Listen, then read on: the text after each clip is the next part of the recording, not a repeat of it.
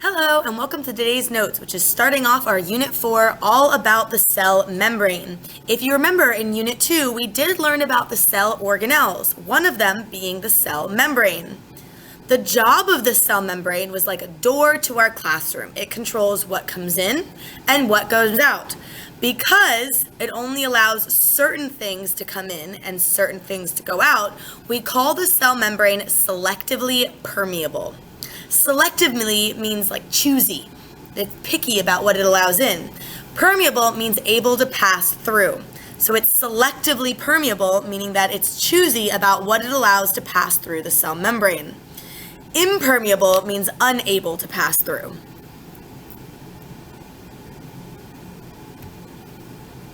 So, selectively permeable means some molecules are able to pass through and leave the cell or enter the cell. If we take a look at the picture off on the right, you see that there's two different colors of molecules on the outside of the cell. There are blue molecules and there are red molecules. Which color molecule is able to pass through the membrane? Well, if we follow those arrows through the cell, you'll see that on the inside of the cell are the red molecules, which means that the cell membrane is being selectively permeable. It is selecting red to pass through, but it is not allowing blue to pass through. So, our cell membrane, although we've only thought of it as the line around the cell, is actually made of many parts. One of those parts, and the most important part, is the phospholipid. Kind of looks like a head with two tails, all right? That makes up two layers in our cell membrane. We've learned about lipids. Fun fact, think back to last unit. What are the monomers of lipids? And what are the function of lipids? Another word for lipids is fat. So the monomer is fatty acids, all right? And the function of lipids, all right, we said that it can give you short-term energy, but another function is that they make up our cell membrane. Your cell membrane is composed of many little phospholipids.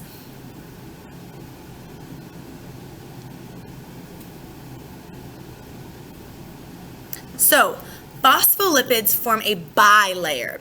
What does bi mean? Think about bicycle. Bicycle has two tires, so bi means two. A phospholipid bilayer means that there are two layers of phospholipids that make up the cell membrane. We also call it the phospholipid bilayer. This bilayer is oriented so the phosphate heads are on the outside of this layer and the tails are pointed inside.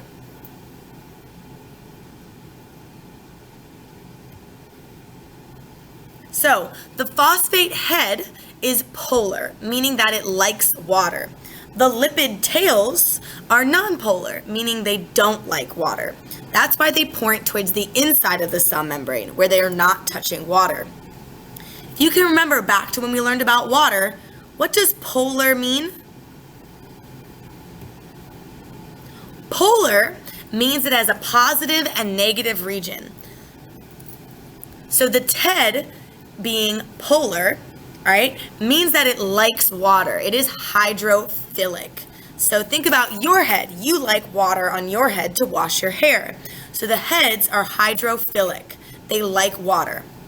The tails are hydrophobic. Think about phobia. The tails do not like water. That's why they're hiding on the inside of that cell membrane. They fear water. Right, so again, here is the head that likes water, and here are the tails that do not like water. When you put them in a cell membrane, it makes a bilayer. So you see the tails on the inside and the heads on the outside. There are also very large chunks of protein in the cell membrane. If you look at that left protein, this is called a channel protein because it has a hollow center that can channel things through it. Right? Think of it kind of like a tunnel. It's a tunnel through the cell membrane. It helps move molecules through that are too large to move through the phospholipids.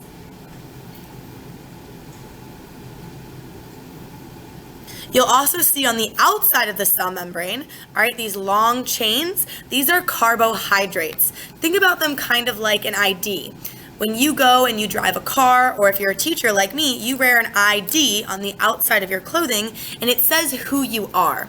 These carbohydrate chains are the ID of the cell. They say, hey, I'm a skin cell. That way no other cells try and attack it thinking it's a virus or bacteria.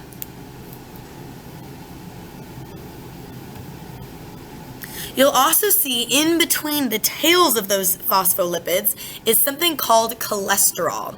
Cholesterol is a type of fat. It helps lubricate the tails so that nothing gets stuck together. Think about it like a detangler in your hair, right? If those legs are the hair, cholesterol is the detangler. We want to make sure that the tails don't get stuck together so that the membrane can stay flexible and move easily. So, cholesterol is found in between the phospholipids and it keeps the tails from sticking together. It allows the membrane to maintain fluidity. If something is fluid or flexible, it means it's easier able to move.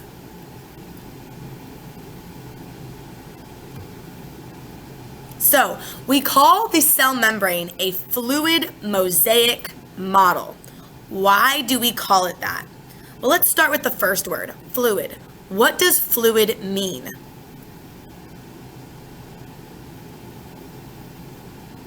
If you said able to move easily, then you would be correct. Fluid means the cell membrane is flexible and able to move. We also call the cell membrane a mosaic. What do you think mosaic means? So you might have heard this word mosaic in art class. A mosaic is something that is made of multiple parts, like a collage or stained glass. Those are all mosaics because the multiple parts make together a whole. We also call the cell membrane a model. What do you think model means? Think about this in the context of science. So we're not talking about someone we would see in a magazine.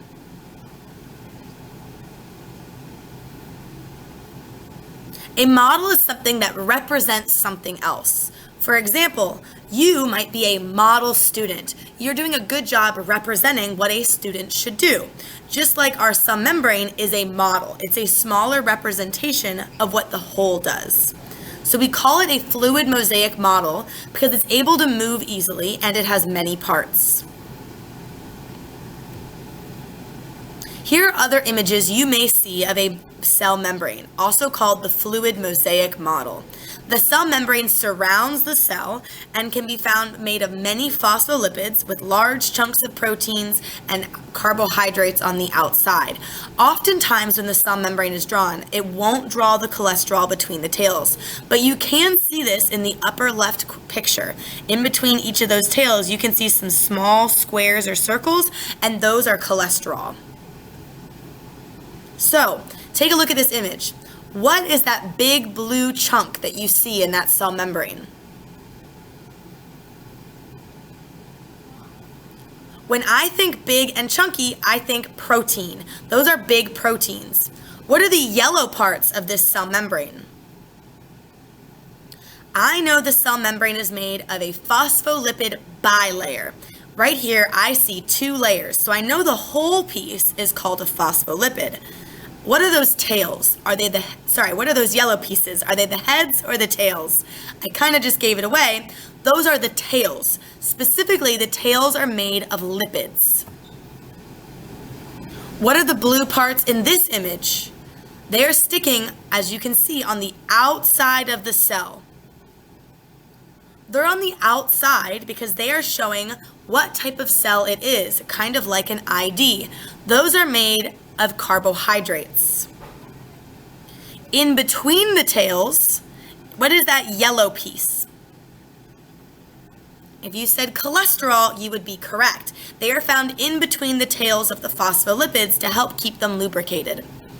What about the blue pieces in this phospholipid bilayer? We know the yellow parts are the tails, and we know the tails are made of lipids. That means the blue parts, they are round like heads, and they are made of phosphate, the phosphate heads. That is it for our notes today.